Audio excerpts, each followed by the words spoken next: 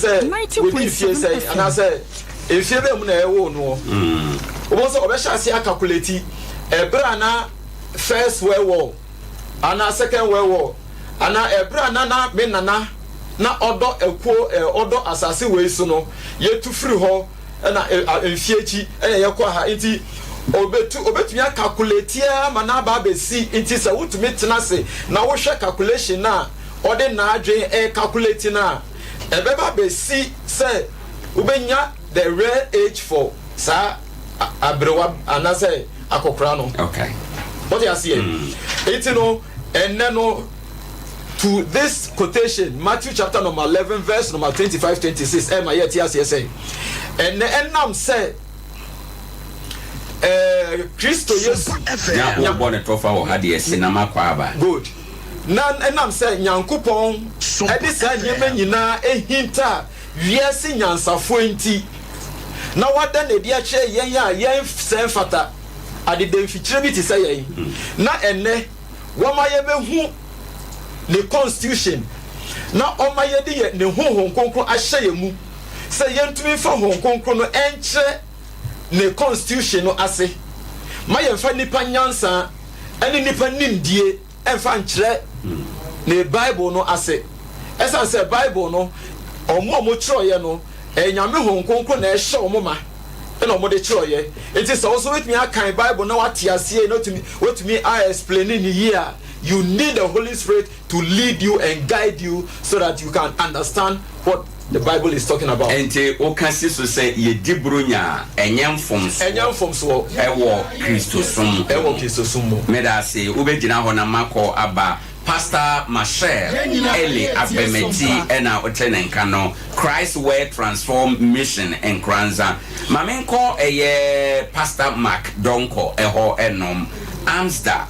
asafumu no won Kranza ana fofomu ha ne sofo pani ene osofo Isaac Fosu na minti ono so na dwen ewo enkomo eho sofo ma enkomo a edadwai eni ma yemisa wo se ugidie mu no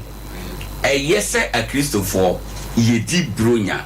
se se yedi bronya wagina so wo Bible mu ne de wen se yedi bronya wagina so wo Bible mu ne de wen ya emi o ho ahene me da se pa o akwanya o de amaye na asawa obi say de ka anu yeri yitia wape nanso esane atiefo ne ahwefo a omohwe ntia wo say yedi efri baby nanti asene time ba besi baby a asem no wabisa afa no na meso se makwanya na fe memfa enchason kuma miss of penny he say odo na ebombichi dom a me de edru monaso ewa ha na fe nso masafo ma na me ankasa nso meyire ne memba mabusia ma me leader nyame enkamo muta machipa kwanya segina so ne masore emma sele medical aka no enka anoye ne de yititia nanso sede medical akirichiri mu no dwumadi no mehwa nyende nko ana ye hyase but obi wo ho a ene ne da otie enti ansa na mekọ adoye ne supporting no mepese SOMPA yenso ye bebisa ye ho semisa ba ko mienu biensa bi na yayi ano ewo ho na afi ye hu se de estie sebitie ni aye kasa ho no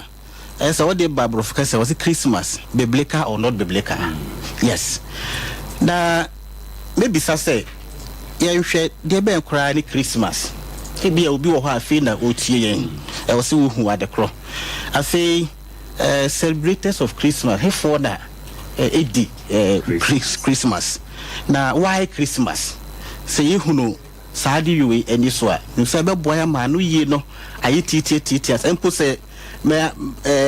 ye nsipi ankase ya wanka so betimi asigina ye ama wo ho e wo sa adwumedie no e say ye ka say ede Christmas a wo de ba SOMPA ye yaka kasa mu a e bronya no se ni ye free choose mu kakra no se wo hwe the New Orges Bible Dictionary near Okafa Brunya Hono or say annual harvest annual festival afe afashe sada yebetiase ya fashe ya wa fashe bi we bi a yebedi na otwe bi wa na otwe bi ensa na say bosome mi ensa but we need the afe afasha yedi na yenhwe afashe bia don so no ewo wona wo disa afashe no. For instance, Southern Kranza territory ha ya was a semantoa afashe ye wo fuku afashe danso so ye wo nipaku a edisa afashe no. Kranza ha ye benya kasaku bebre danso so nye kasaku no nyina ni di esa yi no nti yate ase wo hoi die 90.7 be hu omo a omo di eye bronya afashe no. Yeah, na afashe bia so no ewo nyira so ewo senti a ye disa afashe no. Aha,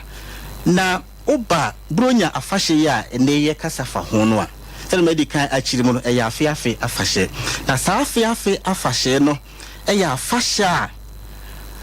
a Christopher ena edisa afashe no. Na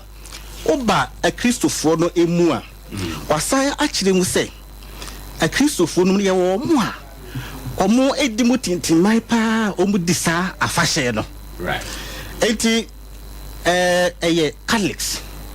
ye Catholica obi a okọ Roman Catholic Church. Enti meka se wo ye Catholic o ya asafoba we Roman asafoba. Sa Catholics no na edi bronya no eyo kasi sosa. Na who find the meaning of Roman Catholic Church or say the universal church, other churches crop out from it.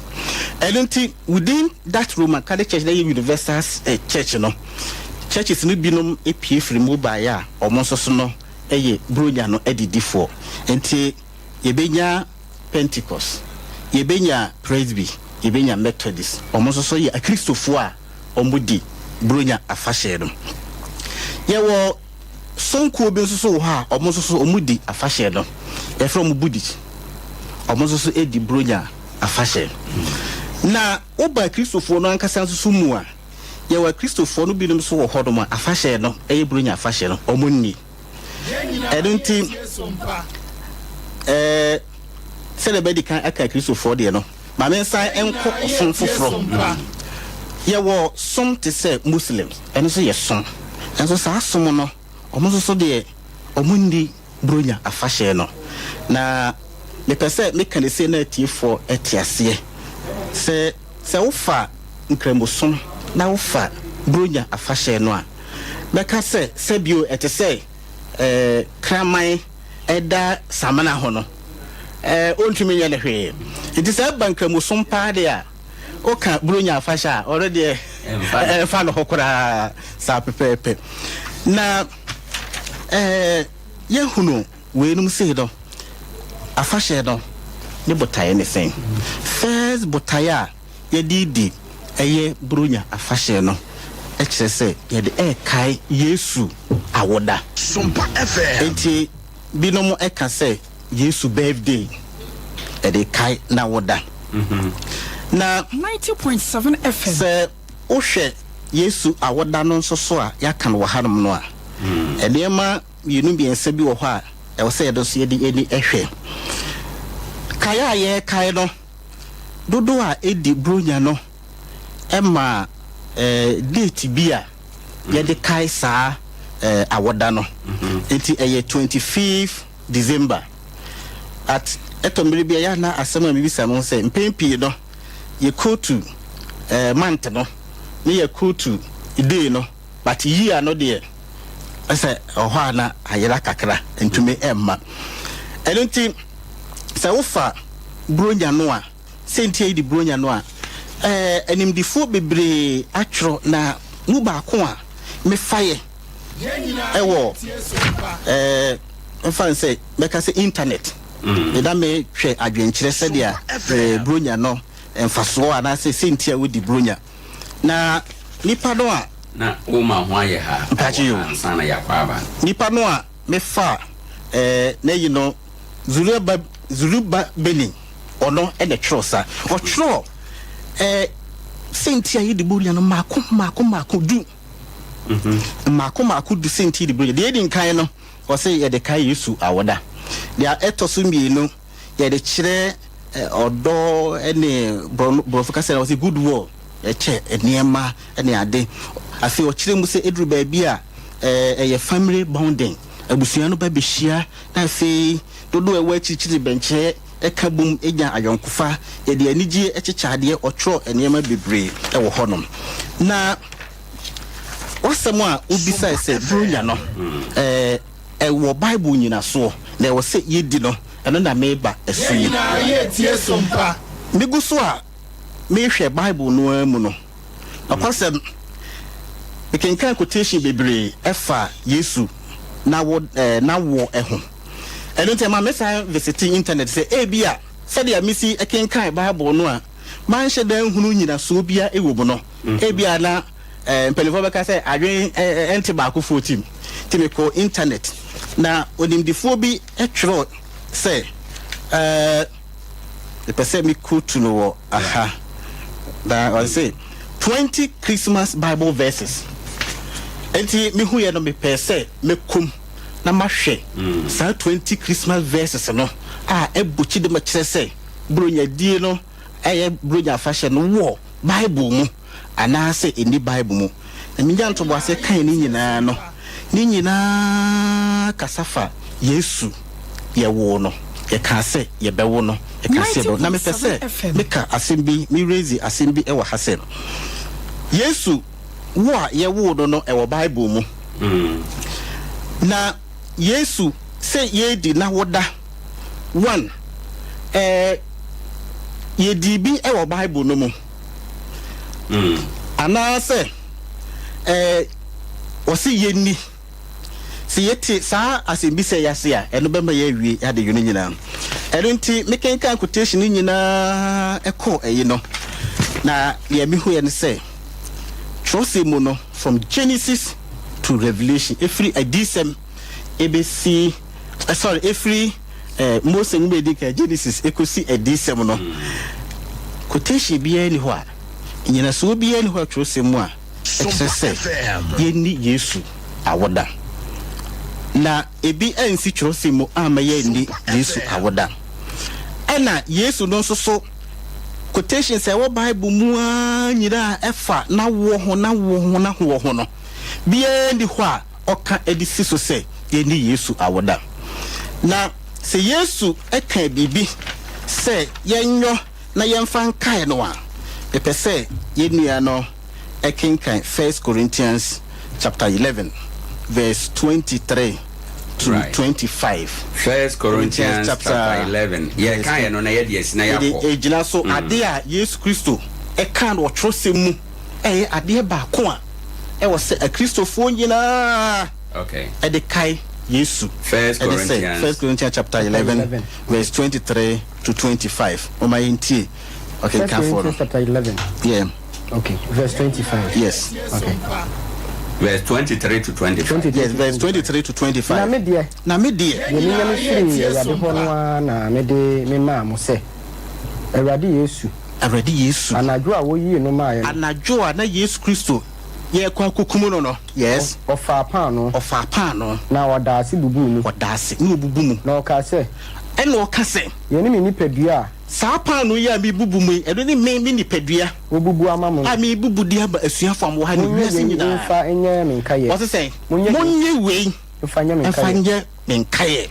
o se sa afahye na sa ceremony we die o kan quotation o di susu dua se monye wei na monfanye de enye me nkaye enti say wo quotations bebre wo hono mu a ma list wo ha efa Yesu Kristo na wo ho but bia ni ho ekasi so say ma wo dey monfanyo enye me nkaye mpacho to aso 25 na yenwie o se sanso na didie no akiri no o wie no ofa kuruwa no ka kuruwa yes kuruwa yi ne apam foforo 90.7 ya me moja mu ono ani moja mu da obiara mo benum sa monfanye me nkaye de enye me nkaye elenti it's only communion ebinom nso frɛ no Lord Supper ne adea from Genesis to Revelation Yesu Kristo esi so dua otwo se mu se yenyo ayefanya ne kaye I don't think me da kwa hwefo ezifo yegyina saa ade wi nyina so kase yen ye nibro nya fahye esanse ne nyina so eni Bible mu right me da se bebre mesen aba ho enom eye Pastor Mark Donko ne Gyedie na wache no edi asafo mu na ofi baaye ma menko Reverend Bafo Kodonko better prayer minister ansana maba alade ho Reverend ma mentie won so wadwen kyerɛ emfi ha na wati akasafo mienu na memisa wo se enkomo yi ugina he na de na Gyedie kyerɛ wo bronya die Bible ahyɛde anase nipa nhyehyɛ na yakofa ato ye ho so yo medasi minia yeda nyame ase ene anadwe yi wo odom ne akwanya sonko a wode adom ye ewudwumadie eso yama atimfo nyina nso afisiapa ewo sonko ekwan so na yede nchia sonko bema obibia wagebre na otie dwumadie enso mechia medoyere Mrs Monica Bafo ene anadwe yi I'm say ye kasafa Christmas as to say ye jetum bebeka and I say enye bebeka ye ka Bible na FM. The Bible itself is a book of the spirit but not a spiritual book. And ye no I'm say ye sua ade na ye pese ye hunu no kwasema e wotwero no mu ye ka say Bible no the book of the spirit but not a spiritual book. Ya be pese me kire nyina ne se wona wo honhom mu ntiase ne emunim de e na nsem bi obetimi atiase wotwero no mu. The Bible say or the asempa na de ahwinte anyansafo no wada na dia de akire enkokoa nti ye obi nim ho a edu ba bi okanya ontiase because wo honhom a ekura wa wode esua twero no eno na beboa wa mu anya nimdie e wotwero no mu nti edu ba bi obi betimi akan obeba atra na so obekan akan akode danso ntiase ne nkyirase mapa ewo mu no onhunu ahwintasem ewo mu no onhunu nti book Bible no enye se ne yesi atwere obi a ne kan a otimi nya ntiase saa ene ti ye hya no 90.7 FM ye ka se Christianity it is centered with Christ Jesus. That is bibia efa Kristo Yesu ho ye ka Kristo Yesu a eye nioma miensa ne ye de kai no eye de edi nkan na wo eye ni wuo na ne sɔreɛ ene ye de kai no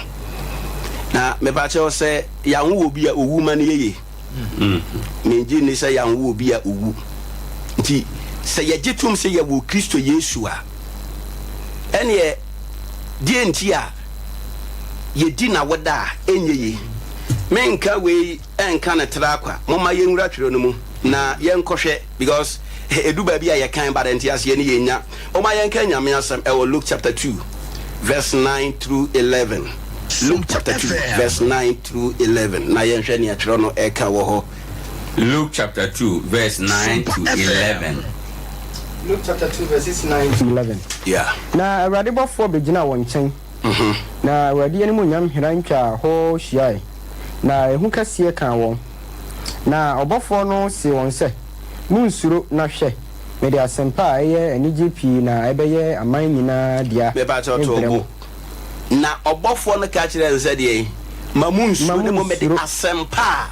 ɛbɛyɛ wiase de nyinaa ɛdeɛ ebremu ɛna yɛde ebremu. Nti ye ka Christmas asat now ade a wiase nyina ye den e celebrate na o kasafa Kristo Yesu a wawo no na ode na di ade a kyerɛ saa anyansafo no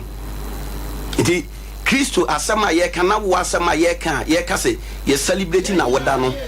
ye bisa ye ho se die nti a the whole world and the jituma ye celebrate ye ka Kristo was enye celebration ketu the whole world nti na obofo no ede na di a kyerɛ se Kristo Yesu na wa ye ka ho asam na enye nipa ba ko mienu enye nipa miensa bi na be hye dokomu a celebrate nemu ebeye nipa nyina asem nti nia ogitumo ni nia onji ntumo ye hu sade yen wo po Bronya Center no aji baby ya papa mpato ensi ya yenko but 11 no say na wa wa jenkwa a woni Kristo okay Ewurade no ama mo wo David Krum okay nti me ba so ye nti ne na o ka nyina no eye Kristo Yesu ana wa wo no ono na ne ho asempa no betre wiase nyina na yahunu enepa ewe Kristo Yesu mu in fact se deeper ewe nimdiye se ye yonku nipa se ne ya menua osofo Michelle kan se Dr. Kwame Nkrumah SOMPA FM ye hwe ne pa obeyeye na onipa gitum se ye celebrate na wada na eyeye a DNT a ye na gen kwapa na ye susu se wabeda nipa bi edi a kire ye no na ono a eka se na sempa ode ba ne betra fa wiase nyina ebeye anigide kese ama wiase nyina no DNT a ye ngentum na ne America na se nioma ewo Christmas mu a yehunu bia no eye ne watwero no mu yesi Chris bronya bere ye chaade ye yesi ni nyina eye ne wo Bible no mu but ene na madi nkia kan se wanhwe ya obeka de na so wuhunu mama ye nkotwero no mu biem ye nka nyame asem ewo Matthew chapter 2 verse 10 to 12 Matthew chapter 2 verse number 10 to 12 yeah verse 10 to 12 Matthew chapter 2 verse 10 to 12 okay ose na ohunu nsuroma no wo ani je kese pa na okodan no mu no ohunu abofra no ne Maria na okoto sore no okay na obue won fotuo mu ye noaye sika kokko ne oham fufuo ne kobre okay ne krobo eye we ye enyansafo na ohunu Kristo ensoroma ewosere so na oye se obetresi obakwa akohwehwe akokoa no na Bible say ebra okoye na okohunu Kristo Yesu no oye Kristo aye obie won futuo mu eda odoma padi ye de ede kire Kristo dia na bronya breyeye you see say eduba bi a ebinim point say so far say ya modin prekope e watwere no se bia ye ni bronya na se ye di wemfa nkai Kristo ne de enya de a eye biblika me so eye biblika ye hwe osoma yesu mu obia asafo wo mu no ontumi nka nkire ye se nia oye bia no eye nia wahunu ni nyina watwere no mu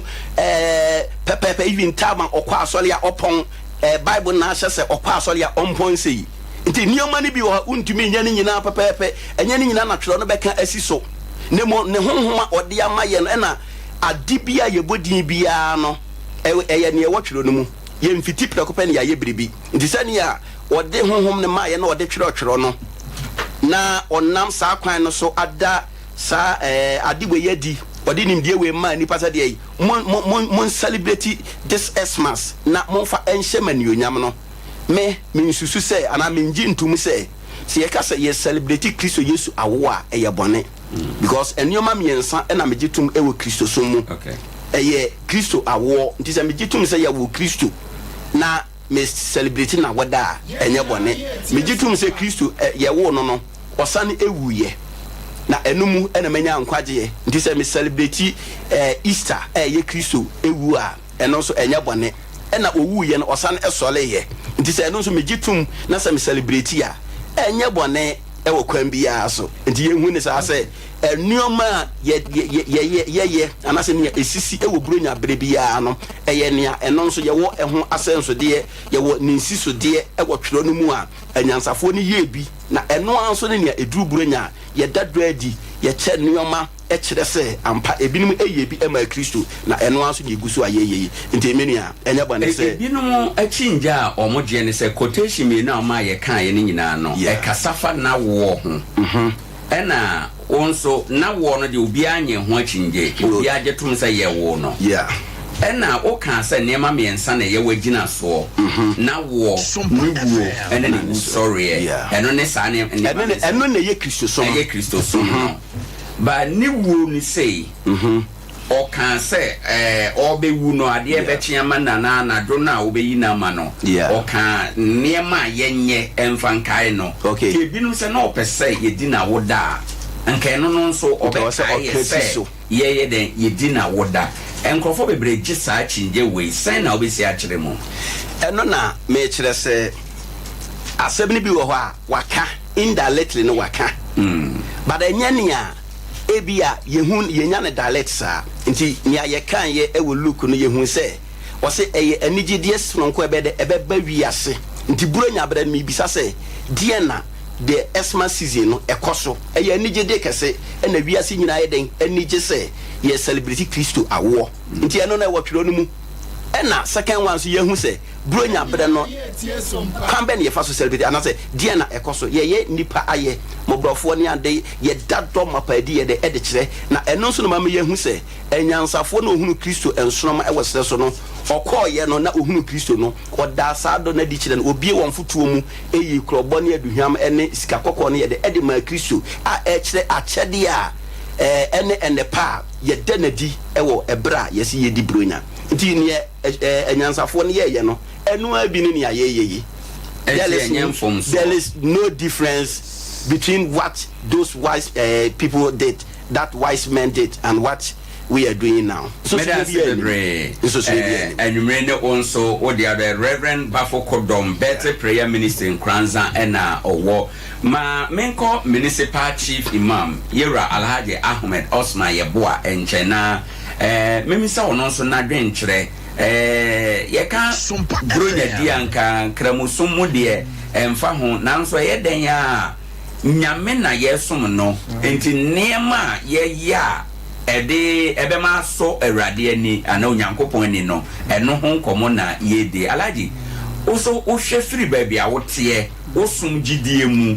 ene de asofo yi eka embo Christopher kranka ebeka se wo mo afahye ni nso Christopher no kwamu aba beche mie no ebinom jetom ebi nye ntom o hwefiri ba bia wote a ugidie ene sen yo Gyedie kan na mechia ya tiefo nyina my wife mechia no Nur Hayat minim so mutie right no kwasem ni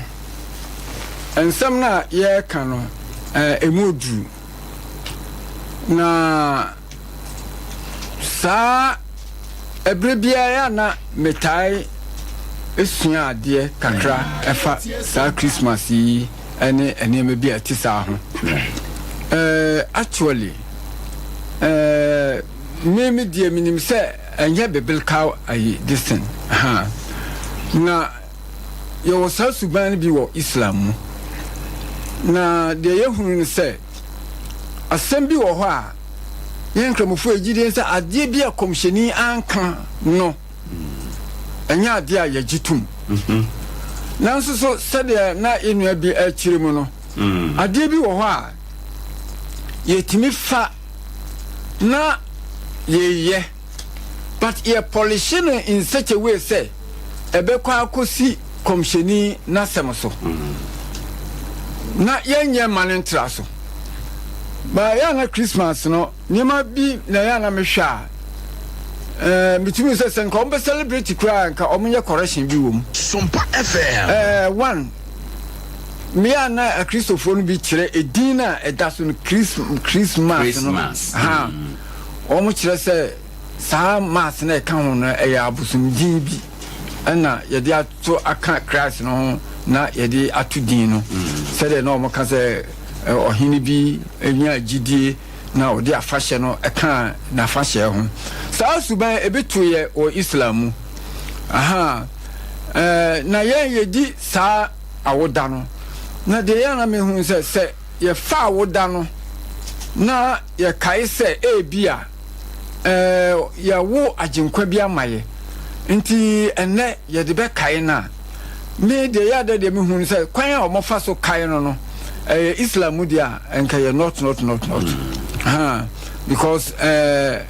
esse ye dia mawiase so here's how they celebrate the Christmas now utumi say esse omo dia wura wiase ye wiensa ye niam bia emfata durable bi Christ Christmas condom a shorto ebi be ka say mintwa no bi be ka say no ye bia nipa bi omonko aba a Christopher na nkasa omonko asore sa down the 25th December ne other days omonde kwa asore obronya no nyina no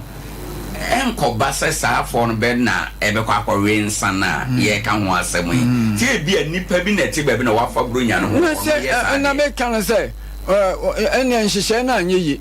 because the American says sa ayino ye dibi a friend Maulid Nabi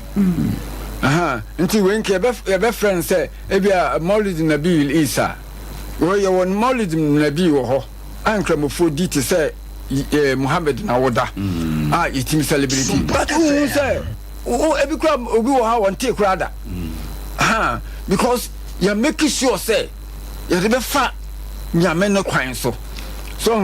na yadi ni such a way say because idea e komsheni anka no say wo ya ese say o policy no di konyam sum edi wura nyame mu ema obi ahu say idea ye at least ye de tuntum nyankopon ene dai ye dai ye de tuntum nyame e wo ya sonde mu ana say ye de kanfu ye komsheni no wo de nsempa no breye no ye de kanfu no nti ye nye bibia wo mu a a better aye just enfonso because be a commission na nkase yendi na ye mom na ye hu se e bia ye be fa kwa bi so dia kai no se de be hu se ye commission no so ye wo no nti se e ba na sa ye gadie se enfonso kitwa bi mpo emam na ankofa asema amaye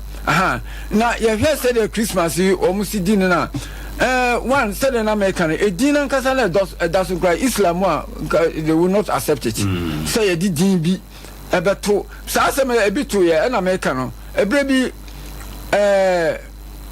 abun so for no na Muhammad kan nyame asem kire wo no wo akọ meeting e kan bo mu e ba Muhammad nchen e na obeka kire no say ye pese aje osumni di na mom ansana no ye pese se ye nhihye ne ya fasha nka bekan ho na ye ni ne du se mo so mo ye modie na nka yeso abeka mo ho na nka yeso edi so utumi se asem na omde ba nka ya somdwa pam but nyankopon yi aya bi bai ebe ka kire se ka kire wo mo se la abudu man tabudun me nsuma de na mo som no wala antum abiduna ma abudu na mososo sa mosimo besu nyame na sa mo se mo ene ma mosomo ma besu ye de no anti nyankopon clear sa asem ni firi ho no minim se sa asem na abi na to yenu Christians but how kakra eno na ama aginsemu nti se no kwasem ni se ye ka se media well ma hwe Bible mu kakra nti bebia na Christopher Christian simu dem Quran no sabu komu an na no nche se wa be kramoni but nsem bia wonte ase wo mu no bisam ye nchechiro mu masuasua bibi kakra ewo ayirimo but mimi hunu bibia sa na wo ho nsem ko an wo ka because na wo no kwase na menu ye kan se ebeye ayigia mawia se na wo no aye wo ni Christo no kan ba ye no news my the whole world a news nti say ebetuma bata no ho say a news no no woka na say ni birthday celebration no ho asem na no woka say ni birthday celebration no na no woka nka Jesus Christ no ba no nka obe celebrate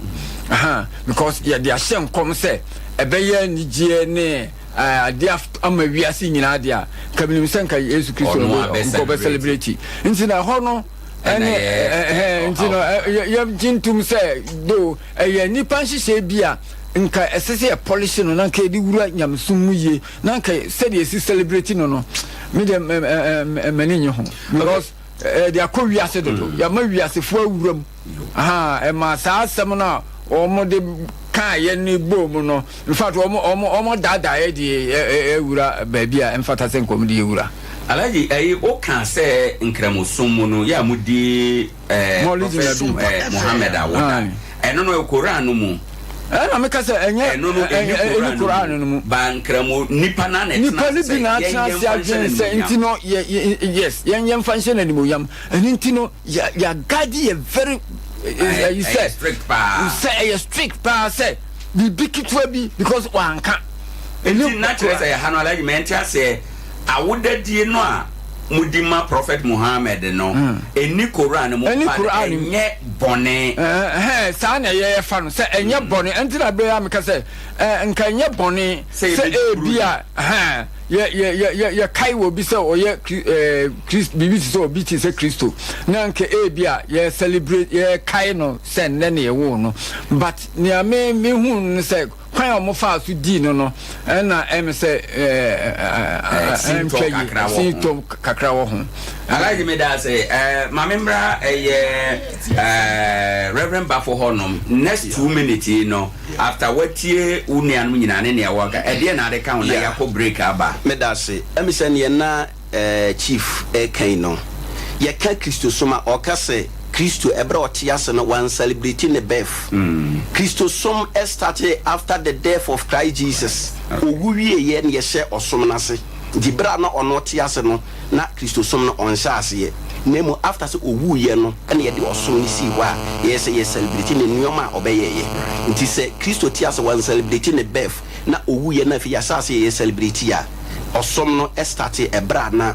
wawu. Owuwie ye no ena yesase sena meka sen kanyam furu so na emane bae okay I like it in emane o di bi ka na o ka se Christmas bre no yehu se yese condom a short ne ade mesro condom e short e bre na buru nya enuriye nti wana wo boro no oboro dada wana ogu ema person ni adwamo so no ogu so dada nti whether Xmas or not no omo bro dada sana we are ma bro so mami na pastor ma say ho enom the next 2 minutes mami ntie won so any quick addition ye ba na ya take your final round of questions na fi ya ko okay akofa friend for no so ababe sheti see mami 2 minutes e dey additions na person wo de kan ho efa o stance a ugina so Bebra penye me da wasenya me shall we bribe amen oko Luke chapter number 2 chapter number 2 what do you make a short now from 1 to 20 but ye shall say 8 na ye nkona me nchira ye me nchira wade 8 to okay. Luke chapter 2 verses 8 to 14 Luke chapter number 2 verses 8 verses 8 yeah. It's going on. Yes, please. So what's in your headphobia was as in so the rhythm rain won't ku anajo. Na radical for beginner one chain. Yeah. Na radiani munyam hirencha won who she I. And who can see a can. Now above no see one say. Munsuro na hwe media SOMPA eye NGP na ebeye aman na dia ebremo say na wawo agenkwa a woni Kristo Ewrade no ama mu wo David Krum na ye ni mu nsankyerene ubehunu akoko a wode ntuma akyekyere no se woda emodi didaka mu na mpofirima osoro asafo bibiri beka obofo no ho SOMPA FM ayese face your mama Amen. Ose na anajona na the shepherd no na omugu esrene so na omuhwe omunwan no all of a sudden obofo bi pie omunchen na obeka asemde a ebeye wiase nyina de a wiase nyina be giatum na omuti asem no to be frank eyomo enije eyomo ahoahoa se omo a nanka enyo omo enanka woso omo beda saa ehinta semedi eyede ekire omo odwanhwefo fulani ni ameda sreso adenti na wo baba da na bi akire me se yawo ohempon okokoa amaye na wankwa himfie Herod fie one can't Herodes then grow na pamfo say ya wo ohene kese as I make a choice Matthew chapter number 11 verse 25-26 they say or the SOMPA no hinta nyansafo say na me no ka no look Bible no ho enye storybook and then your graphic. Parce what you see. Hong Kong na Bible na say. And yet research be a makwa internet so na say the friend say books be a making kind na mape entiasie dia abata mensem ne ho what you see nia SOMPA FM senya menu ane kan no Yesu Kristo na woda number 1 number 2 na mane hunu da ni wuo ene ne sorry o Gyedie Ne mape bia wafa Kristo se ne kra agye nkwa no e wo se o gi sa asemidi se wonnim se wonfa Kristo se o kra agye nkwa na se ya wutu mu ena wugini wo mu ena nam se ye nim akenkan na ya be boye se ye yesof ena wo so fo bebebe sorry bebebe mu sa na ye no ye ma hon konkro enyi leaders mpo momo eto bo so aba itiaka let the Holy Spirit lead you and teach you and no all kono Jesus Christ kono okache esuafo ne se me nya mo janka na mesuma hon konkro oya ochiginafo no se nia ono kan ya nte ase no ono beba be ye okyerɛkyerɛ ne okakaifo etino ebra wo kan no se hon konkro pese wote nia opa kyerɛ na ase a ase ni obi gina wo nkyɛn a oka kyerɛ wo obeti ase me da se so ma mesanya bana ya ba bewie ewo ha no ba ma mema sofo mark enso enwura mu sima ba kon ya na yenko break imra ye ba na ya be for this last round of discussion na ye wie ya mini ya medase say ade ba kon a me pese ahwefo ene atifo etiase pa ne say nyame a yesom no no brodi beka say God is particular yame oye nyame a de waka no na waka de onkaye no no onkaye enti se yeju bibia yenhwe se de nyame aka no ena yebeyo enti se yehwe usa nyame ka jense apamada ka wi ense se wo sumu bi nanka wo ya de pa wo sumu e de asi baabi but what was the instruction they say wo ense se wo ye den enti e wo se ye se de nyame aka no na waka ye on kan ye no de ma yenye enti de waka ne se wo do me a John chapter 14 ma twen honom na yenko break no emra ye begina sa quotation so na yenko break emra abusiafo Gyedie Ne Sen dwumadie ena waso egusoe aha ye SOMPA 90.7 dwumadie san enam SOMPA 98.9 ewusunwane 93.1 ewukumase ena afi SOMPA TV so dwumadie ewo ho ye da yaboafo ase ye ba sesia na yetumi akoye nim.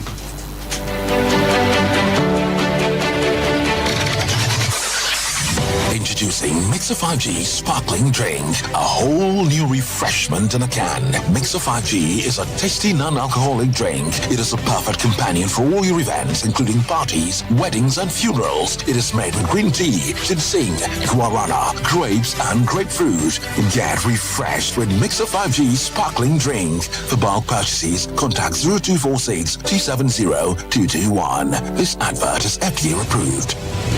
SOMPA Achedie Yaba SOMPA Achedie 2023 Bible say nyame SOMPA pani say obi ko wunyanka ene erisia mobo enuti na SOMPA 93.1 Kumase SOMPA 90.7 Nkransa SOMPA 98.9 Sunyane yakabom se bronyen yebema enisia ene yakrafo edidi na yenko ayetini agise wo beboa yen enti say yesika fatu ahomatrofo iso 0598-559802. Meeting be 0598-559802. Edia was yet 1 media. Branya Bosoni, Nida Toswet Yunuba, Ko, Nibeboja Trada, Nadia Mutu Tumayeno, Yediama Ekraf.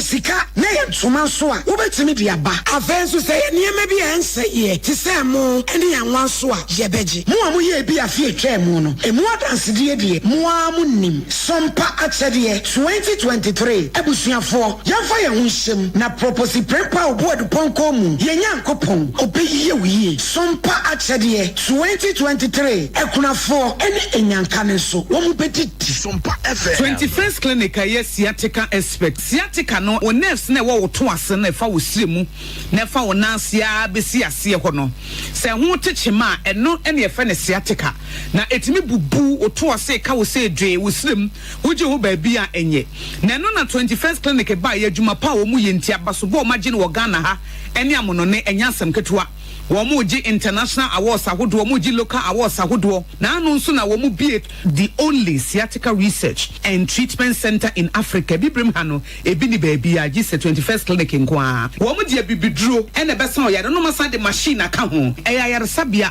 yare bia wutimi de ko ne mama de ba ko a woma gidi wamu pa no sciatica ena stroke nso de kwa diabetes ne hypertension ne ade Ghana ha baabi a wamu ho 0540 311 311 0540 311 311. There's a 21st clinic. Woman is sciatica expert. Bishop 75 Enterprise, Mpempradie, Komadie, Empetia, Abakonkawa, Nina, Yedisisi, Yahoo, Espejam, Emianimunyam dead. Bishop 75 Enterprise, dealers in all jewelries, say necklace, earrings, bracelets, anklets, watches, and your space. Now, who do you know? Bishop Jewelers. Yenim ni frititi. We di somadi unja da. I wano did know at song and somadi.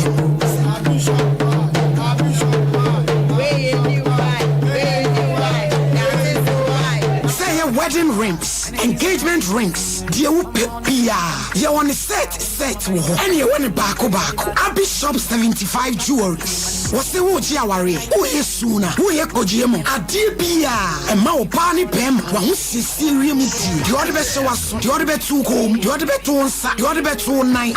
jewelries, dear, a Abish Kumase, Yom Room, plot 17. At this year market, Chihuahua, Abi Plaza, a Dankesini, a my phone anymore. A Chuara Copem Memenda, and Opanusia, Copman Renuncia, Abish will be more open to do more to any Baku Bakunia. Say a jewelry dear, a Abishop 75 Enterprise. Fraying 0598585219 now 0554304135. Abishop 75 Jewelry, Abishop 75 Enterprise, dealers in jewelries. Abishop, you wunyame. Why you caring?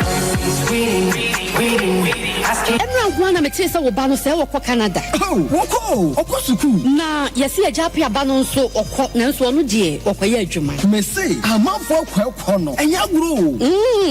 Ja no ho na de won kosa no. Oh, Express Group for ya. Express Group. Yes, Express Group. Obia na nya bre. Pese otukwa kwa ma no ne die. Wo do be simple. If you want to study and work in abroad in any of the advanced countries like Canada, US, Australia, UK and Germany. They will take you there. Let's say a visit. And now Tonswa, Oko Dubai, Canada, UK, USA, Australia, and Germany Numa, Wadobako. Say ya Jumaswa, Wadobako Dubai, Qatar, and South Korea. And if you want to write an international test like IELTS, SAT, TOEFL, GRA, and GMAT, they will assist you to write. Kumasi, Asafu Leba, Runabout Wa, and crying, Kanachi First Light, Tema Community 18, Lashibi Goy Filling Station, Sunyani, Silver House, our High Court, Tamale, Ayama Building, Yabe Tamale, Teaching Hospital, Takrade, Market Circle, and our offices, our Mabe Breso, telephone 055-555-0067 and 0249-000448. Yes, I'm a wakwaba, Gyedie Ne Sen dwumadie ena waso egusoe ahaye SOMPA 90.7 FM ewon Kranza Bonapuye Mantam emu.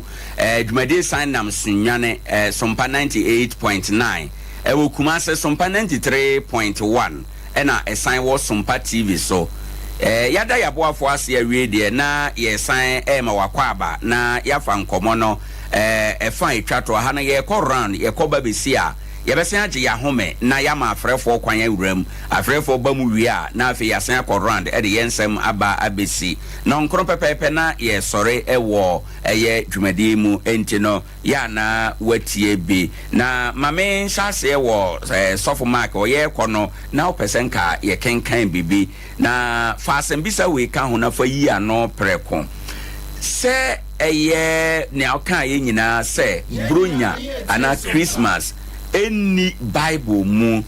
enti no yedia ya ye bone ana ye mfom so ana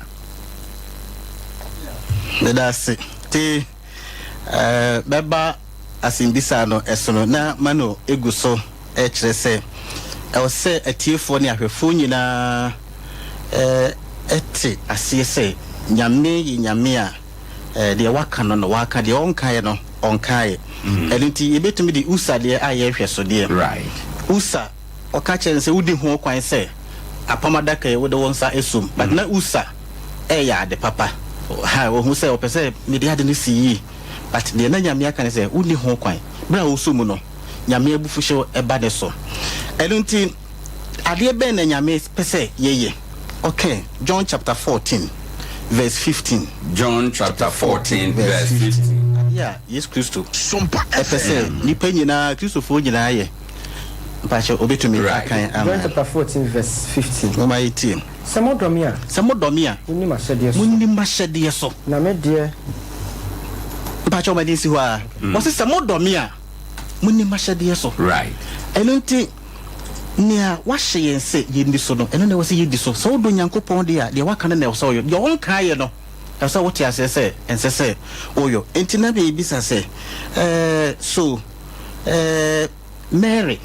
how no wo Yesu Kristo no ne ba no Paul no apamfoforo mu asuafo no apostles fo no so no mo no Yesu Kristo ai te ongo beka se yedi Yesu achinti nka wawu kodo yedi na woda but na waka se modomi munni mashe de mashe mo no munna monye de munni so edunti e wo se ye ya hweyie na maye nyo bibi anase ye nka bibi e fa hye onu nyankopon anabra on cancer edunti be me da kwahwefo ezifo de ye gira ho e ka se free Bible no ahyase ekosi na wiye bibia ni ho a watwo ne se Yesu ye wodo no yenyo emfanye ne nkaye de watwo mu se yemfanye ne nkaye na ye dikinya kenkan no na alaji kan se nkramosumu kura no mu bibisa o mu di de kai prophet Muhammad no mu de no nsonsono ye ne ewo Yesu de no ne se omo no de emma ne gina chenchena nkramo nhyehyɛ ye kwan so omo mma ne nko wiase se de a obobɔ mfanto ho bi enti no ye di na woda se ya ntro no eyemfom so edona medical eya na mesan eya no bio me feel say e de me susu say ye fa emanyam so edunti ena medical case God is God of particular the waka no and they was say yehwe na yidi so pepepe edunti so can Proverbs chapter 30 verse 5 to 6 sir o can send bi wo ho Proverbs chapter 30 verse 5 to 6 ometi asɛm anyame ɛka no ho mebusem eti ediasa imu enum ene ensia no yenka no fancy na menko Pastor Masheho 30 verse 5 to 6 ometi mebusem nyankopɔn asɛm nyina ho te yes ɔyɛ ɛkyɛm ma wɔn a wɔde wɔn ho to ne so no yes mfa bibi nka ne nsɛm ho yes na wanka wani na wahu wo sɛ ɔtorofo to aso na enyi bibi nso nyɛ den emfiri mu nneɛma mmienu na mesrɛ mu wɔ ho nka me ansa na wawu okay mani si hɔ a ɛda se ɛnti ɔsɔfo Bafokodon Reverend Bafokodon ɛka bibi na ɛrɛ na pepe sɛ me ka sɛ na odi si hɔ no ya di nyame aka no ɛna na ɛwɔ sɛ yeye ma ye mbo yitim anase ye mfa ye nhyehyɛ bi a enyina bible so ba bible no ade bi ɔde ama ye biya no ɔde stamp osi so ɛyɛ kronkron wate ho bibia ye kama ensese de bi ka ho ensese yi bi efrim me da se bebre ɛyɛ Pastor Mark Donko Pastor Mashe ma memra wo hɔ enom na memisa Pastor Donko kasankra wabosa asem na mpesam de ya asem bisa o Bible ni ye constitution said ya wo kan ye no ne wo Bible na ye hwe di so e de asom onyankopɔn a Christopher edi ye nim kan ya na ya bedi wo mo achi no wo mo edi Yesu awoda eni apenye me da wase on say there's a 2 weeks in na me kire ebi wa sorry say the foundation of the church the foundation of the church nankasa no the book of Acts what you see Yesu Kristo ni a menua na oka no Yesu Kristo ni wuo echi it before no wo ho no na only sa foundation it to ho say this is the foundation our catch Peter say Peter also na Messi Masafo good nia me bra panyi kan sema ye nyi bi mfiri ma ye mfa bi nka ho obi yi bi mfiri bibie mu bra panyi pacho kan Romans chapter number 14 verse 5 menkoa emame Romans 14 verse 5 obi bu edebi esini debi na obi nso bu ena nyina pɛ na obi nso bu ena nyina pɛ moma obiara adwene enye no baako yema ye nyina as a Christian, as a Bible believers Christian yema ye nyina adwen enye baako because the foundation of the church no or say Yesu Christ Nyankopon ne botai ne say ye nyina yebeye onu Nyankopon ma ye nyina yebeye Nyankopon ebusia ye nyina ebeye yebe come together na ye nyina yasa ye nipa baako what you see it is wo say SOMPA we Kristo ni wo fa Kristo sa wo kra age nkwa dia ene se me gidi se me gidie a me Bible na mama te ase se me gidi se ni wuoda ye celebrate na denti na ye ntumi celebrate na woda that's what you see and na all ka kire wa ha se ebi mu susu se edebi eye more valuable than edebi enti ye yi edebi sununku esi ho se eda we die eye sei na ye wo saada ne so na ye nsu ye bibi nsu se adwene se eda nyina eye baako enti se ye Christopher dia na se ye som Kristo Yesu ewo hunhum ene no kware mu dia na ye nyina ye one body of Christ then we have to believe say senia ye wo no otumi wu ye no na all kai say all kono monfa we enya men kaida no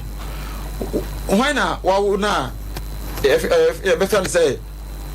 obi wo kra me etele bia say enya MTN for ene be send me birthday message say ene me birthday to de bia me nkan po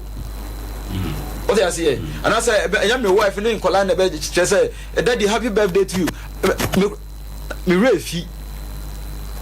but what you say esiafo no celebrate Jesus Christ birthday and I say oman celebrate Bible no ma yet say nanka enima bebre enanka e wo say ochro but to me en contain what you say o hwe your brother Paul the 13 books of the show in no near no shall see free near Radida ne diche no even John a broker that Patmos ye look up to Chine Patmos or name himself Mark a Seberian no Revelation a Radida ne diche no and yen no the ma or the back Revelation who and come it's in your baby or what say kind Bible 19 made be very cautious say we should allow the Holy Spirit lead us to teach us, to let us understand what we are reading,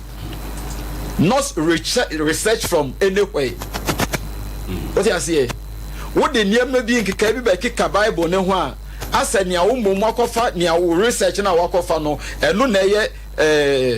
subtetic and say esum musene nia ewo trosem nimu. Nia wo trosem nimu no esum musene nia nipa ne de na adwen. It's Matthew chapter number 11, 25, 26 like I say wiase nyansa or the wiase nyansa atro and our pesi ato your friend say social media. And now wo so ye Kristo ni wa fa Kristo sa o kra genkwa. Okay. Now o ko fa nipa nyansa na wa tro our paste or social media no and no na wo de ye yastic. I'm sorry. And uji tumpi se brunya de nyam from so. Enyam from so. Senior chief can say condom asane sanyama Valentine Day eno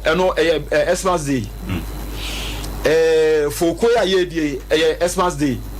condom unsa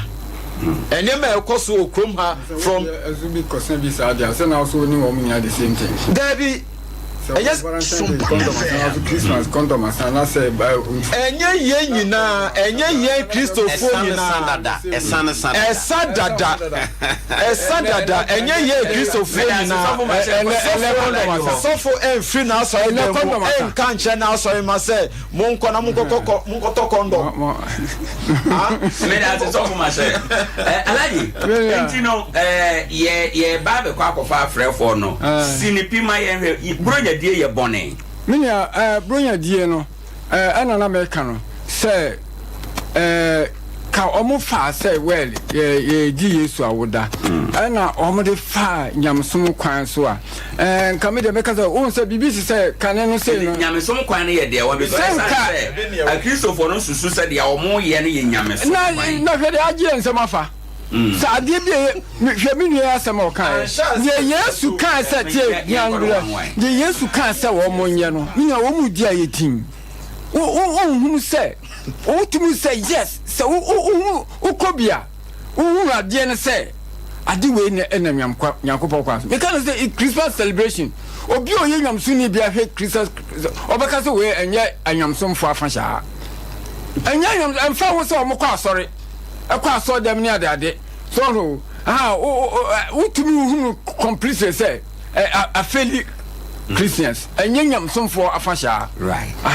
because nyamso mfo afa sha dey e say daddy because o say no mo ka say bia eni bible mu kura no e woni ma bi wo ha nyanka bia eni bible mu na say le kura no say but o fa de na e say o polishing in such a way say o fa nya de bia e be yem fom so e wo nyame mu bibi ti say mark say ya ye kasa mu because e bra na commission Muhammad wo ho no na ye tiam a na ye de ne na tiam ne ye nkasa ngu mark but and na ye kofa mark na nimdie for de be kan ho no ye hwe hunu say ade na ye de be kan ho no ye be polishing na agade in such a way say enko yem fom so bi mai ye yɛmfa mmɔnwom yɛmfa nyɛ bibia yɛsom no sɛdeɛ nhyehyɛ asitie no ne yɛde ne yɛ no yɛde ɛbɛyɛ ne saa pɛpɛɛpɛ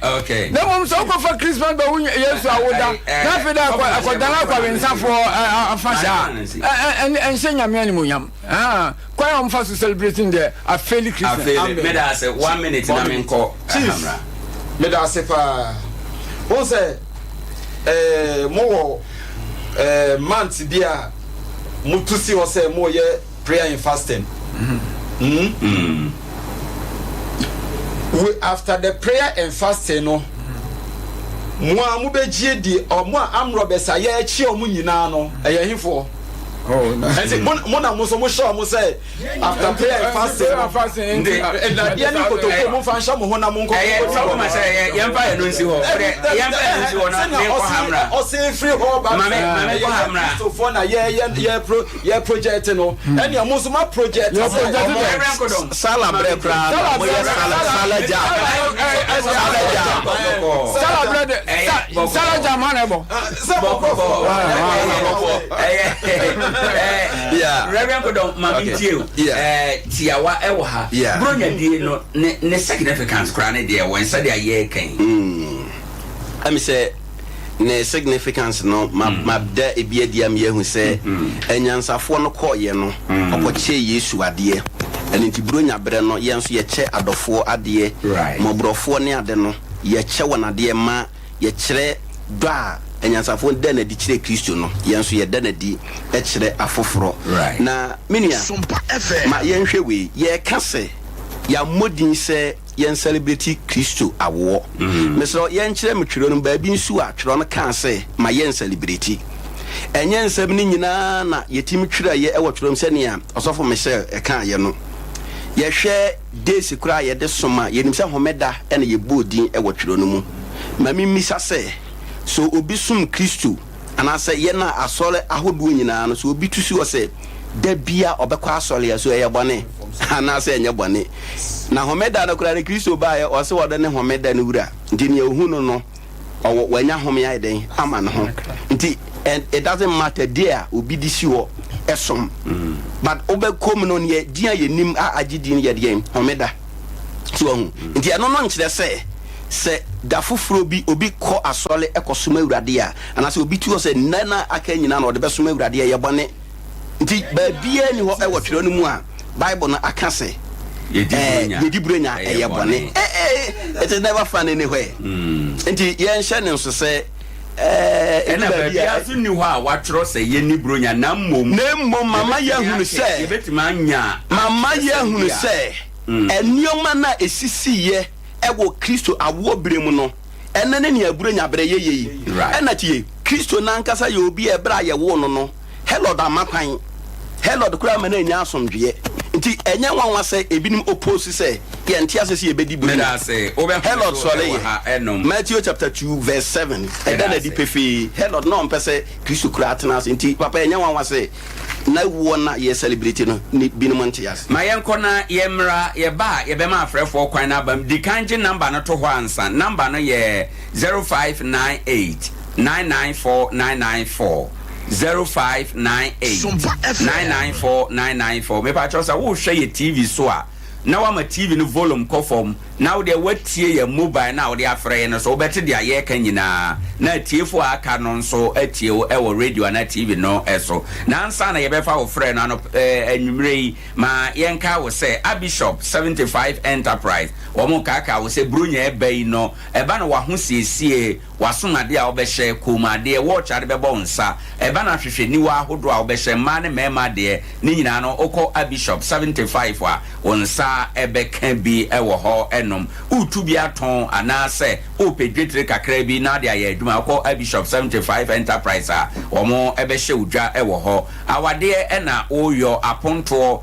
e na okɔ ase wa ho siesie no wo betumi ayo ne nyina e de ama awade ne se ye Christopher awade na ye nkremofo awade wo mo ebe ye ne nyina obenya ho ne ma wo de be siesie ho ne ade beto nsa ne ade beto kon ne ade begu na ase nyina no kwa obenya bi e ba no eye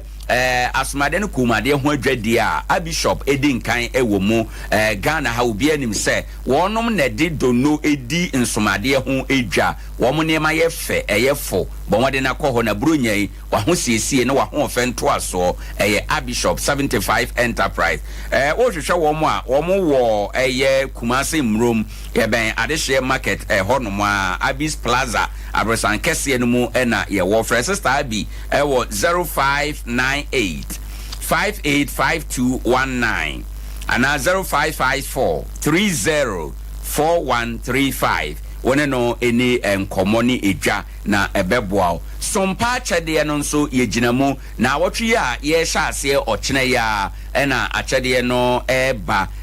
eno nte yatwere yakunafo din awie yeguso a ye kaka wo se yakunafo a moatwere mu din na manya ticket no munyina monhye no nso pepepe nyame ya adom efiri ochena ekro no munhyehyɛ ya hodo nyina mpanifo de agu akwan mu kwan abeba abeje wachede da obeba abeje wachede ye de nyina ebeba aba beto anim na wahunu bere a oba ene baabi a okwa akwaje achede no enti yenhye eno enso na mum ye kaka wo se bia wo aduane wo emo wo bayire wo anwa sardine nuane e wo nkyɛnsen mu ubetimi de nyina bia abrɛyen wontoma watade wo mpaboa boa ye na yenkata okunani bia degya so enema nkwada didi bronya biscuit ne drinks ahodo nyina obana udibi ba yebeda wase papa bia na odie yisika opese utuato ye sompa chede mobile money number no so a 0598 559802 0598 559802 o send this sika na dine ebeba no Terra One Media anase Blessed Foster eno ni edian ebeba uhuni sa pe na watua usika atom obi fa telephone fra wo se sompa chede ne say number we na ye jeje akoso a me pa chew enye nokre enti no tuato de amakan wo Kumasi betima nante akoso mpa 93.1 FM wo sunya na obeko 98.9 FM wo nkranza ubetimi anante aba sompa 90.7 ya no ebedi nkita ho a ese efata na mo 21st clinic se sen nso ye obia no ho de yade ebekwa akodi bronya we efiri usisi echi enhoma ewo ho wo de ho atechema namua ba wonan wosiremu ekọ na akokom kosi na tabro na esi form no se enhoma no ho atechema ene wanya yade a yefre no siateka yade no Ghana ha ne abibrem atoye ha de obi anim sa yaresabia ba ko a odi nkan ewo ne sa emu 21st clinic aha yemma wa yaresa kronkronkron a edimu ya dokotafo yenuro yemfidi a yede sa yade ne nyina no broni beka se on point achinje bia ni ho wada Roma se yade ajejewa ko 21st clinic enye siateka no nko na yesa yade bia ema yade mema yade mpanifo yade mofra yade odi ni nyina ba yebesa ede ama yade bi wo na ye kwankro ewo so odi ba yebesa ama esichire yade stroke yade wo pressure wo soro ana ewo form odi ni nyina ba yebehwa ama na toye utirifa edwa wo sa usi utia sa ese wanima etutu agu mebacha otumnika na ko 21st clinic na yemwa enhwe yade yenkrabata dunum Ghana ha afa na nyina udu tema ne mpotem a ye wo ho Kasoa Accra ne mpotem ye wo ho enum Kumasi ne mpotem ye wo ho na wotehwim bono ne bono puye de a ene ahyeta baabia brekum ye wa mangwase ye ben Chris FM sanso na abasunwana ye ne teaching hospital edi animhwe oba techimaya ye ben Agenkwa FM sanso na akọ wenchi a ye wo Kramo store no echi na oba bepie mu ewo Nkranza ye ne Presby Bank no di animhwe ewo traffic light na yeko new market no children's park in Chenhwa na behunu yen niti atwam no fra ye number esu sese a na ye nkyerɛ 21st clinic a ben wo 0540 311311 0540 311311 ofra ye be kyerɛ direction a 21st clinic a ben wo na bronya we officially ensa any drinks yɛde edi bronya no Courteous Marketing Agency wɔn ensa yɛde abadwa so no kwasɛm nie anianom adepa ene ton ne ho Courteous Marketing Agency for product yɛde aba mizo ene ne nua mixer 5G no adutwam ne awanum bi madansi ni ɛwɔ asama mekan na mizo no fruit drink eguma hodo mienu yɛwɔ de ayɛde mango nko na ayo ne dane te sa mango no ɛna yɛwɔ de ayɛde fruit na afrafra bebra ne yɛ mixed fruit ɛno so ne de yɛ sononko unya bia bronya bremu fashion fridge mu mainte fifire fifire no sa wi na afi wapɛ nkonkwa nua bi ase atena na asesa wo na agu akonwa so na afi eno ano no mrante no bɛse ɛba saa de ana baabia awu nyɛ no nko sɛ oba no ka kyerɛ sɛ nya de ehia ni a uhia 5G ahoden wo mu sɛ na eba ye no boys na ni je ho pa wonum bia ente sɛ energy drink aka na sensen woni padua no cafe bi wo mu obebuso a mesra obronya brewei enkono num bibia sɛ ebedi bronya wie na wo yare sɛ bronya wei onya mizo ene ni nua 5G de kofie adofo na ebusuafo ba na de bi ma wo ma kwa aba yebebi se wabisa wo se na oto no wo hen wanim gu aseda mesro upe bi ato Ghana ha ba bi a obenya bi ubetimi afre 0246 270 221 ofra yerebema oba SOMPA FM Kranza SOMPA FM Sunyane SOMPA FM Kumase unsa bekabi 21st clinic bia okonso a unsa ebekabi yemu bi bekwa akodi bronya no wa brochire ye ko holidays na aba ye ko school ye kwa akotena ho apepa bi adi ni nyina no adwumaku ba ko de ye ko na ye ntem so no express group no kwasem ne wo mon krata se no wakwantu nsem adansowa wo mo gina brane echen wona aka nyina ne de metufu se ubetu amanone akwantu nko ade a fa hobata express group wade sua o scholarship o bibia o take it ene ade bia ya amanone akwantu enkankan se wo kokuro bi te se ana o man bi te se Canada America Australia New Zealand and Germany there ene udem kra say ye de wo kwa ni yadwuma panti ye nkrabata no tra na etre ye wo eye Kumase asafo labor runabout wa Accra Kaneshi first light eho ene first traffic light no eho na ye wo Tema community 18 ubehunu ye ne ewo ho takra de enso ye wo market circle Sunyane ye wo Silver House ye ben High Court no Tamale any baby any eho nyina ye wo ho fra 0249 000448 ana 055 55 067 na afi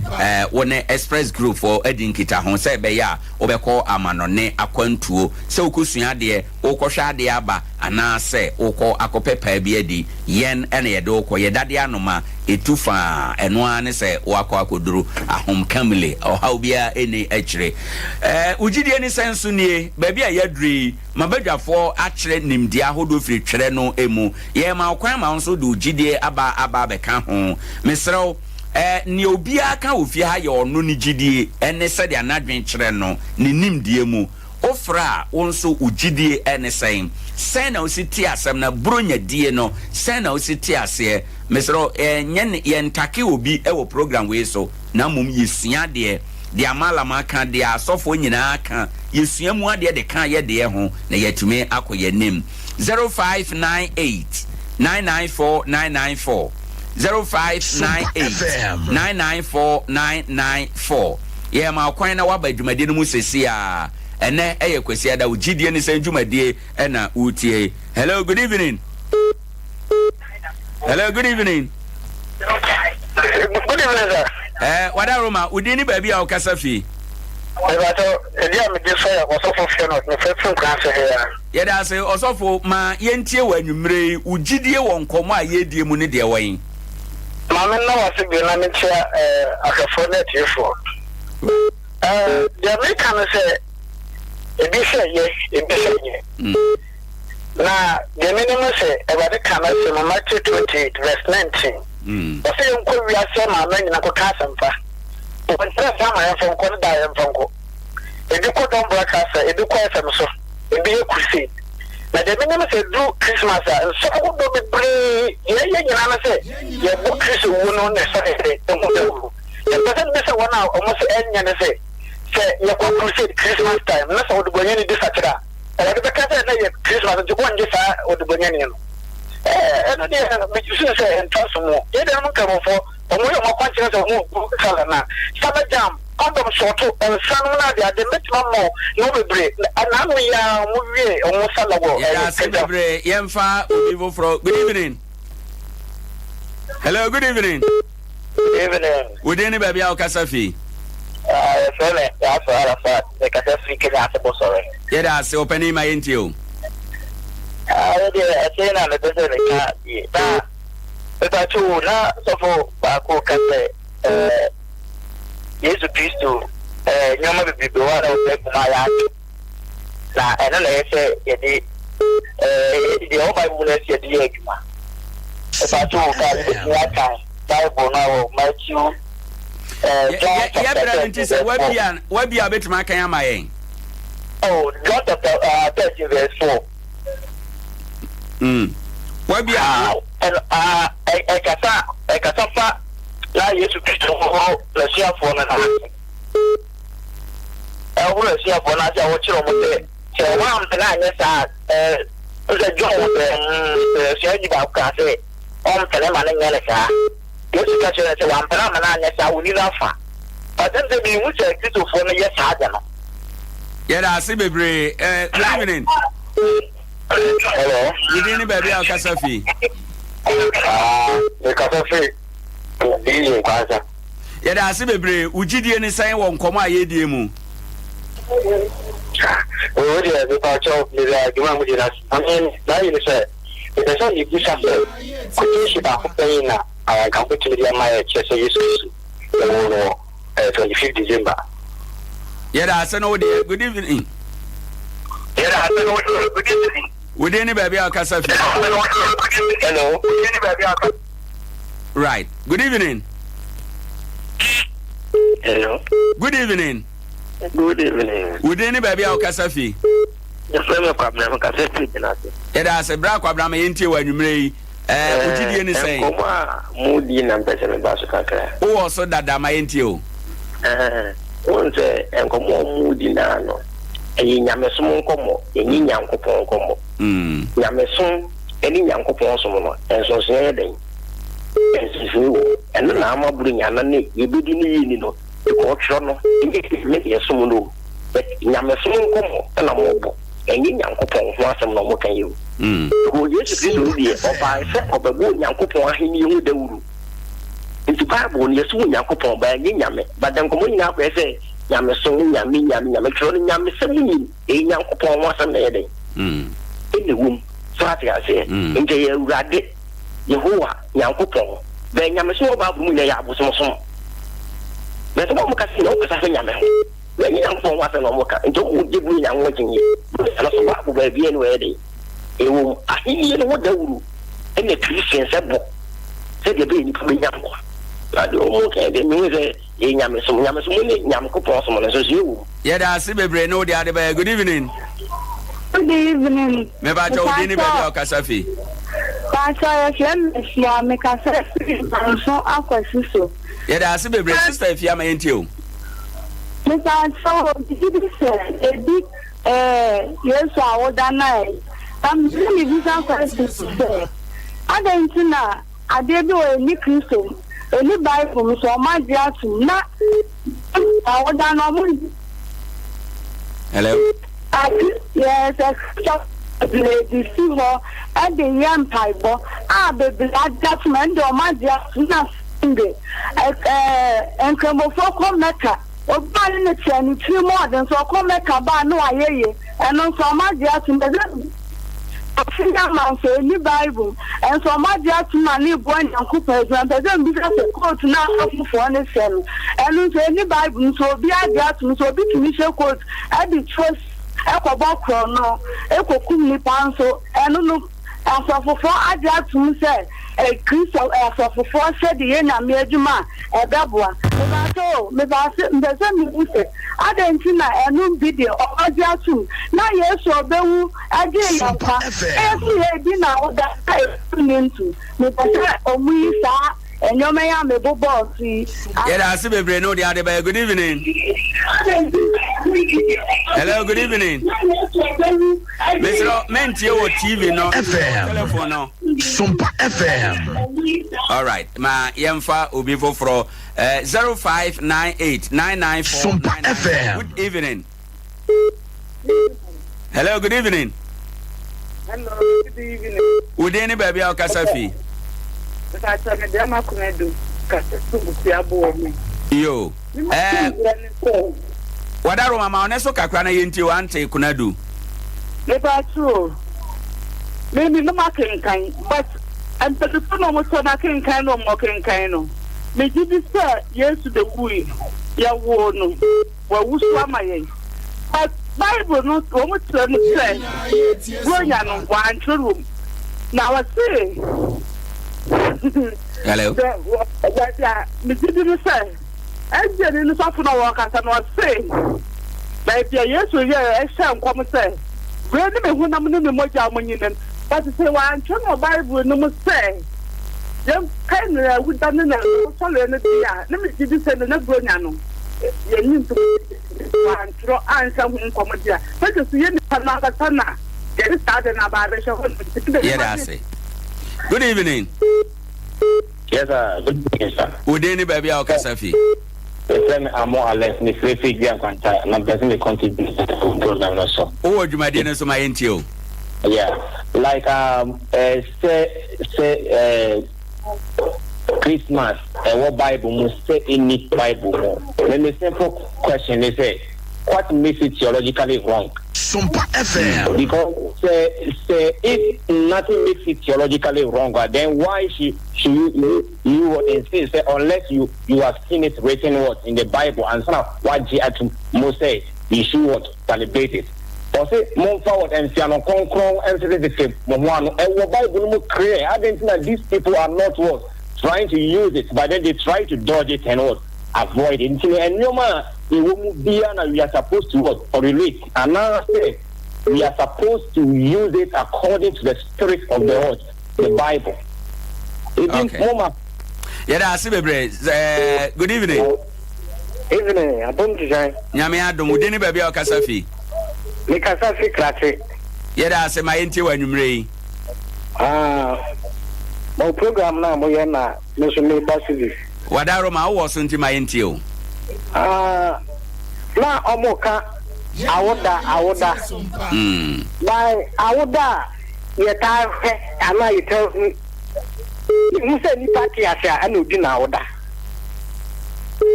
na we de wawu na de wawu no mintan se yedi na awoda nyina yedi tu se nipa wo nwie no ene yedi na awoda okay de wawu de but Kwame Nkrumah ye kane mampani Kwame Nkrumah wawu dada so ye da so di na woda eno de nipa ema di na woda ema no ba ye ka trosen okay ena quotation eyi ema so tiade enti se quotation ebo so no yi kira ni ye di so ena omo kan se wudo a e so enu so wo Bible mu enti ngai ha no se Yesu kan no ade ni ebi so o he emra se mo a wo dia man yan se ye some pansom no ye wi obi ade a afofo etiwe obe tia mu ye wi na de ba mra ni bi so mu yi firi mu tane bo a omo yi mra ni bi firi mu okay ba mra ko na Yesu di man ni ye mra du ba ye bo ye tinu po kasa ebi so ensu se wa be ten yeah that's it. Good evening. Good evening. Would anybody be a Kasafi? We did it. Kwame Kasafi in Korea. Yeah, that's my Gyedie Ne Sen. Gyedie Ne Sen Brunya ne de ya wo sonsom Yeda say 0598994994. Good evening. Hello. Yeah, na wadaro ma udin de say o kasa free hen. But I friend Nicholas Edu Elder 30 akin Ocheleso. Yeda say Elder ma yenti wa nwumre ye. Gyedie Ne Sen. Yo. Bai o ye ka ande ni babomu, ni babomu. Ini say Bible no yang some ye memeda. The thing that all say any babomu no. Don't say if you don't know a war babomu na e from the babomu na. Yeda say bebre. Good evening. Good evening. Good evening baby o kasafi.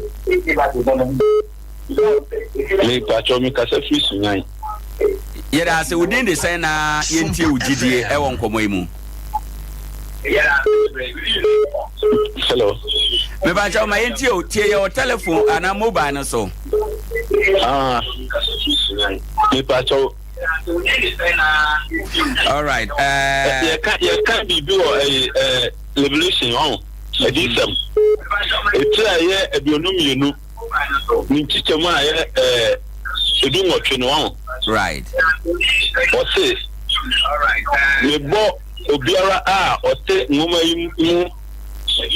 edi nsami hu kokose. So obi de bibika ka ngoma yimu onyankopon de ohaw awolo a watro wo ngoma yimu beka no ho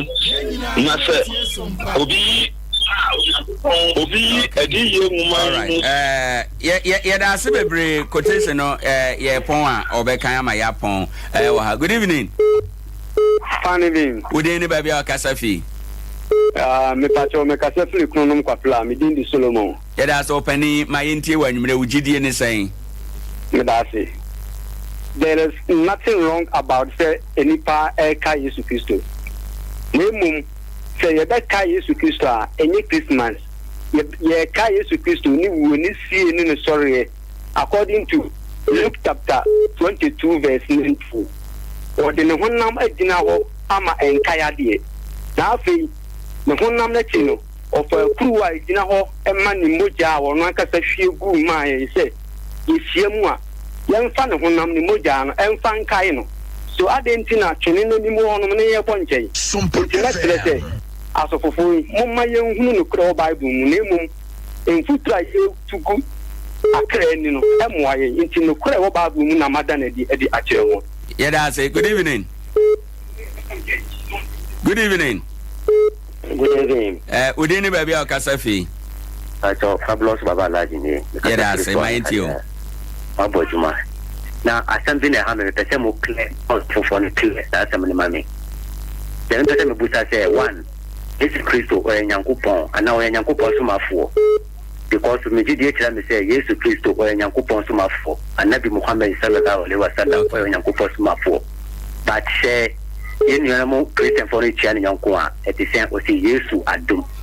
because me which okay and no ye topic fofora da foforo ye beba be kan no so ntino ye mfo ofra dwumadie no ensia ne ye ba be kasa de fa bronya ho say bronya no e wo Bible mu Bible ma ye kwan say Kristo for ye ni bronya nipa ba nan ya me no di nkomo e bi se ane yedi eye e bi se yedi a enye ye Gyedie gu ahodo bebre na anwumre wo so do de aba be kan ho sofo mashe pastor mayenti wasama etwato kra na yen sore sima mienu e wo ye nimu yi amen. Christmas and I say Xmas yeah boss ya ye kika ho asem nia me catch out when you say or say Christmas an anniversary of the birth of Jesus Christ. What you are saying and it observes celebrated by most people and I say all the people it is a yes Christo na wo eda na say ye celebrate here on say ye a Christo for a do time na on say ye call your friend is saying conventions all over your friend saying music how do you call it festivals. What I say? Yeah. Some activities are ebe man nipa no ehu Christo. Ye nyane say ye manipa no akope eniema condom ne sanye maniama no. No, we don't encourage it. Right. But near ye no ye yi bibie free bebie mu. Ena ye mfa bibie so nka bibia ho. Obi mimi Gyedie na me di kan ka say obi oye Christo ni mape bia no ye constitution e Bible now the Bible it is our Bible we no na say wo da ne Bible na chi ana say wo da ne butu na wo de eniama foforo e be fremu a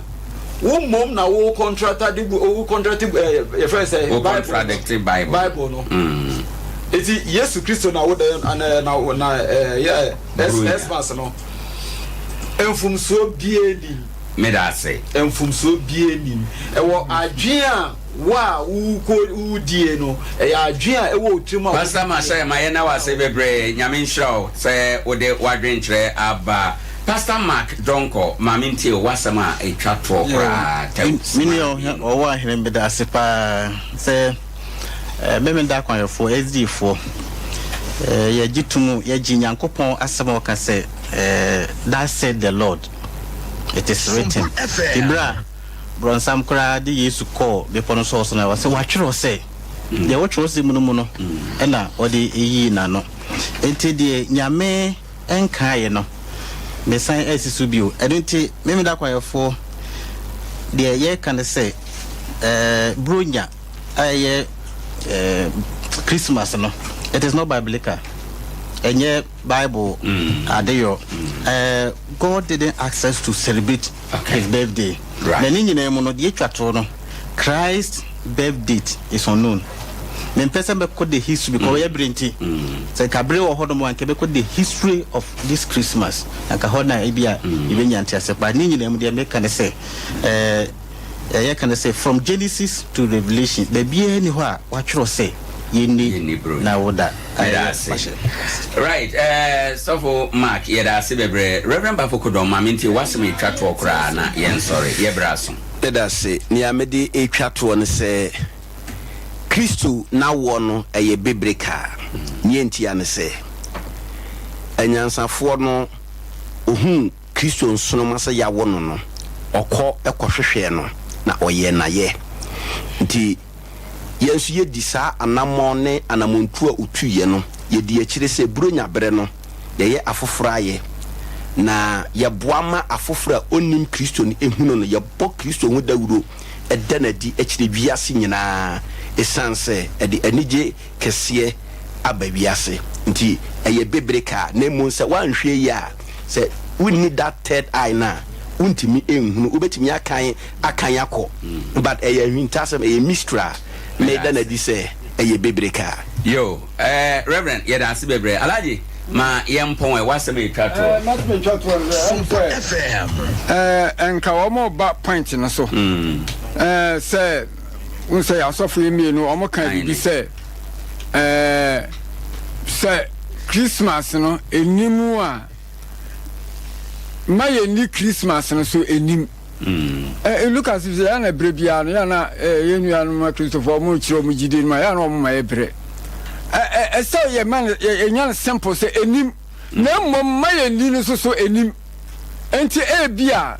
owura no odi munti no ye fa na woda no na ya polish no ana say ye je ha mo ma ye ti asesa na ye simple because enim baby a wo defend kolu baby anu a kire say ye ni Christmas ya no mo say ye wo no anyansafo no ekoche na de na the following year no so mo koche na de right alaje da se bebre abusanfo na kire say enenso ahadom na brebema ye kwan na ye de Gyedie Ne Sen dwumadie no asi mirura no aba be kyerɛ gyidie sononko ɛwɔ afidie ɛso na wona eba ya yedi dwuma ye osofo mahye ele agbemeti Christ Word Transformed Mission asafo mu won kranza osofo Mark Donko ne sofo pani ene Pastor Isaac Fosu nkranza South Ezia sorone sofo pani no no ankasa de wo Amsda ewo nkranza hanom asafo no emu Reverend Bafo Kodom wo Better Prayer Ministry asore mu ewo nkranza ena Alhaji Osman Ahmed Yeboa oye municipal chief imam ewo nkranza wo mo na beboa ye ma ye kire nimde ye beda ya boafo ase ye beda ya frefo ase ye beda ye tiefo ase mo amohwe ye wo TV so SOMPA TV mo amohwe ye wo SOMPA 98.9 sunyane mo amutie ye ewo Kumase 93.1 ena mo amutie ye wo SOMPA 90.7 FM so Vincent Abrante Vincent ono eno ye Bible reading no anwumre ede ema ye DJ Papa Toast ena ye MC adwumadie no ewo afidie ye chi ede ma ono de ye call Facebook no eso sanso na MCR Kumase Kelvin Rexford ene mo amaka nyina no yeda mo ase papa MCR sunwane monso yeda mo ase papa above K one team no nyame enhira mo ene wona eka ho nyina production team no oba sunwane a asabi obo production no ebe minister IBJ ewu Kumase na afa executive producer nankasa dwumadie no ohwehwe esi na nan so they are oka na yede ye adwuma ewo dwumadie so no manager Bojebo ono eno ye executive producer bra obi enso eba ebeboa bi midin ede owo ahene echampon yede usi a amentie menua ba ko a owo SOMPA TV ene SOMPA FM ohenyere yeboa asiama oye menua ba osomani nyame nhyira no abusiafo ye wasi everypam ye besense na hote Oniadofo enti de wo ken sanetie ana Petro ngoma etosumienu etiemienu yimu ba akokopem yensa 2 Peter 2:1-3 na edifo trofo so wo man mu sede a cheche fo trofo beba mumuno nso wonna ode oseye fekusem beba behjem na wa power a woto won na oje won mpo na ode oseye a eba ntentem aba won ho so na chekonkron se bebrebe di won atrosem no echi na wonti nipa beka setia Kristosom na asofo yi nam enibre so de na dansem bepe won ho sika wenti ena wo se wutie dwumadi a Old Tafo Church of Christ Kumase ahehye na odi cheche kronkron ni mu yie se de beye na wo behu no krensem no ne asofo na dansem ahodo na no krensem ahodo no amama ya dehye Osempakani Henry ose ousu a wo Old Tafo Church of Christ ne asempakafo ahodo a ye beto yensa afre won a wakwadare wo twerɛ kronkron beka safa owu achi asetena apam dada apam foforo oje esum yabia Kristosum mpaibo asubo honhom kronkron entotoso dudu osrohemai mu ne bonsam jam na watu hofo afa abrabo kronkron ne tenene hia kwabena dakwa ne na bedwafo kwesi da nwumre bia nonkono kopem nondu Meture Sunday 9 to 10 p.m. was SOMPA 93.1 hey onuadofo enti dia wo kan sa na etiana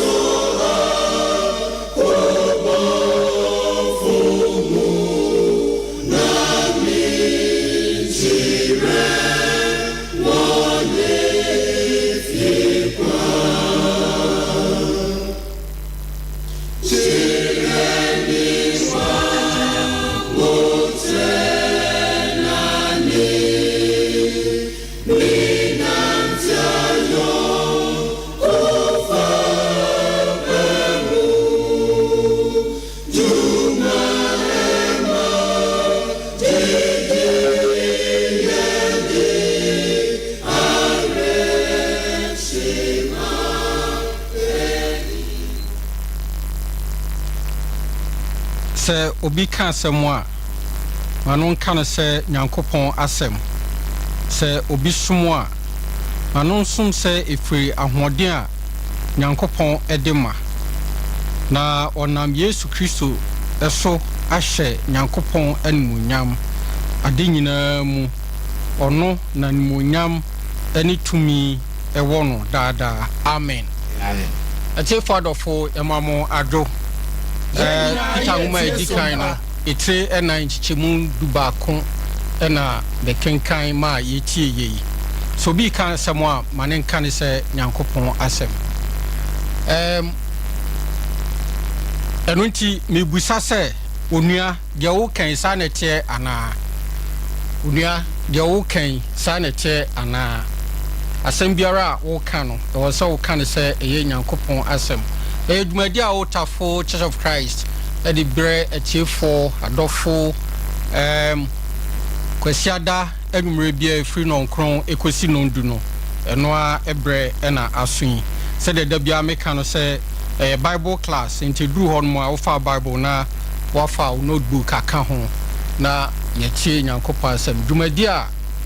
otafo Church of Christ Standard School for na eboa ne asafoma no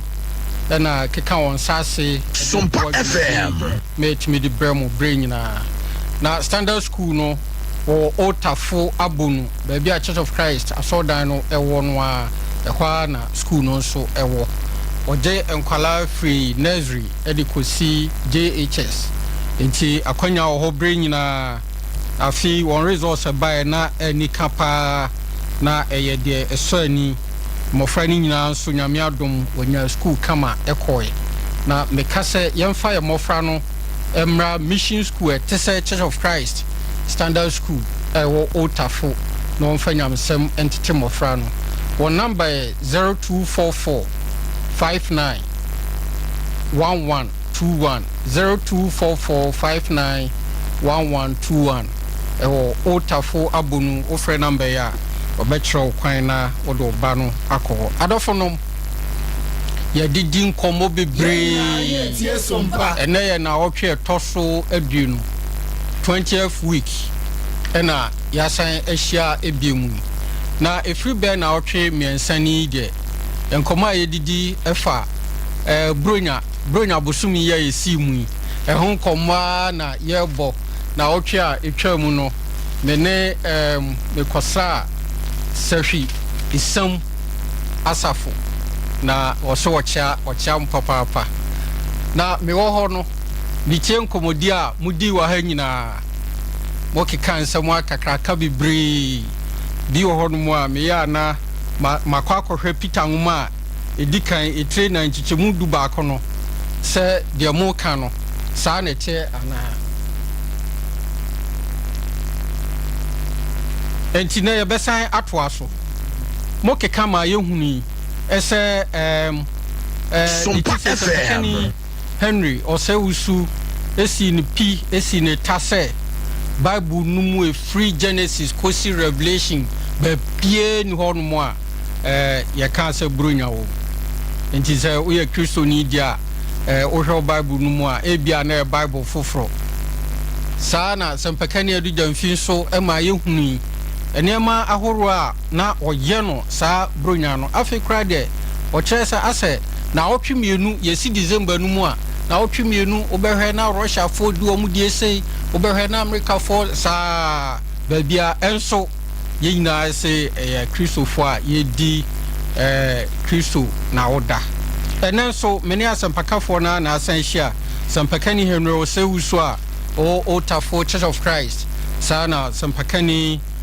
Dr. Abijanfi ono so adum Kumasi Central Church of Christ ono so ewa ha beboa yen se de dabia oye no na sempakani Patrick Battenel enso aboa yen na ochrebafo nso aka me ho mo so fo kamnada kwa na ene me boa ma yedi dwumagie se de okeka no